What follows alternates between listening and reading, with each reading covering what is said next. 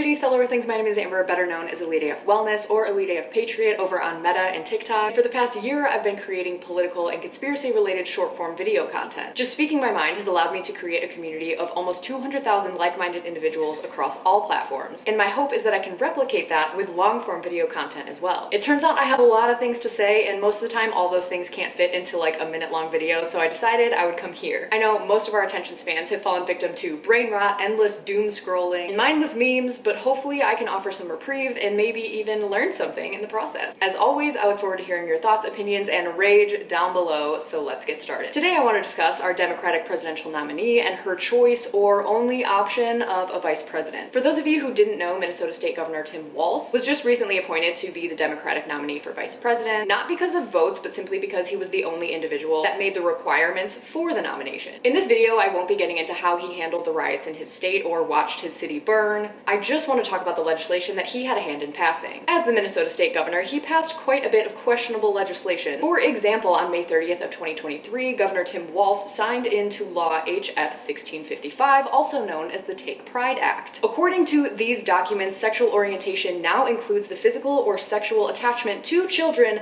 by an adult.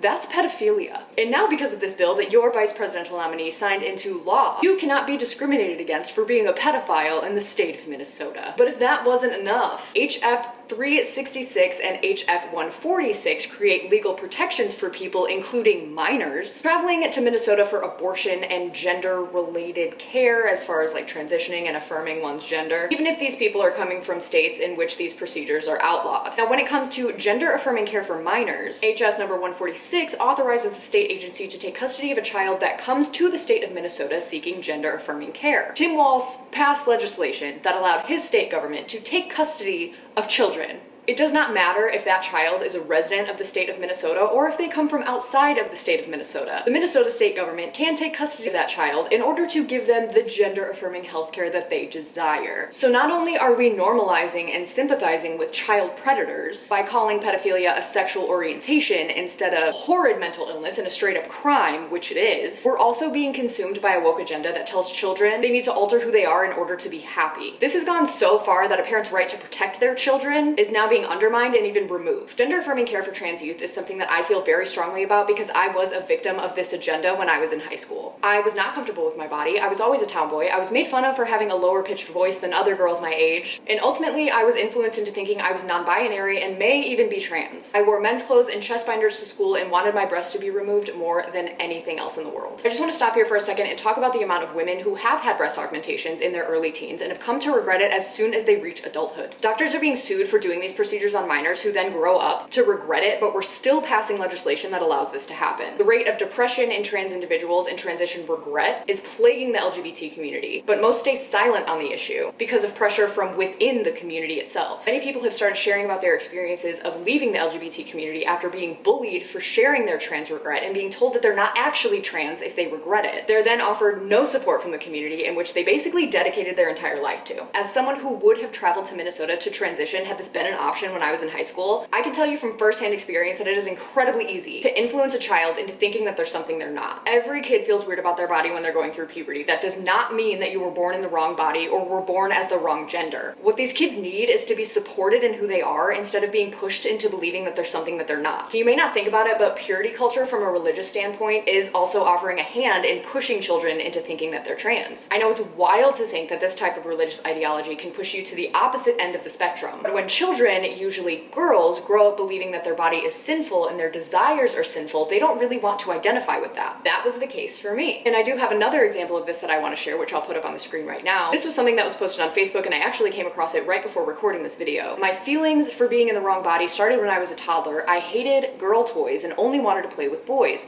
I had short hair and dressed like a boy. I didn't understand the other girls my age, so I felt out of place. I felt the same way. At the age of 4, I worked up the courage to ask my mom, does God make mistakes? Because I think I was supposed to be born a boy.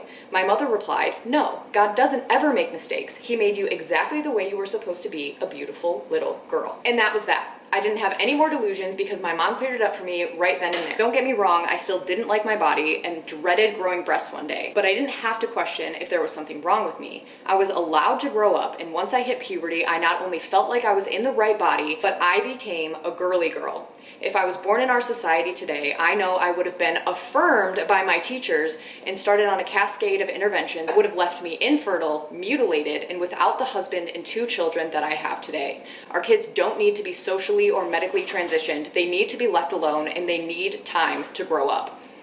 Literally same. I have the same exact story. So another story that I would like to bring up, just to put things into perspective and show the reality of this agenda, is a story about a girl named Sage. This is the same type of legislation that Tim Walz passed in Minnesota, and I'm sure will be passing at a federal level if he gets into the vice presidency. So Sage was pressured into believing that she was transgender and eventually ended up running away because she was bullied so hard, and in running away, she was then trafficked through multiple states. The story begins just 1 day into the school year, where Sage started being viciously bullied by boys on her bus that said she looked like a boy, threatened to assault her until she liked boys, and gave other threats like holding her out of a bus window by her hair, shooting her, telling her they knew where she lived. It just went on and on and on. The next day, Sage met with 2 guidance counselors, telling them that she identified as a boy and discussed the bus incident with them. Even though they knew that she was being bullied to this extent, they still advised her to use the boys' bathroom so that she could affirm her gender of being a boy. Even though she was being bullied this hard, the school staff didn't disclose any of this information to her parents. Throughout the month, Sage continued to get bullied by these boys in the boys' bathrooms, as well as in the hallways, citing that they would touch her, threaten her with a knife, threaten her with violence and assault, and things even got physical with them pushing her up against the hallway walls. The counselors met with Sage 8 out of the first 12 days of the school year, but they didn't tell Sage's parents that they were counseling this child about her gender discordance, and they were affirming her as a male, encouraging this girl who was under 100 pounds to use the boys' restrooms, despite the threats from all of these male students. Sage then later told her mom that she would not have been using the boys' bathroom if her counselor had not instructed her to do so. She then suffered from a psychotic breakdown, naturally, and ran away. She was then abducted and assaulted by a male stranger who took her across state lines, left her with 2 other men who also drugged and assaulted her, and then those 2 men drove her across more state lines, in which they locked her in a room and began to traffic her. Sage was finally rescued by federal authorities in Baltimore, where the nightmare should have ended,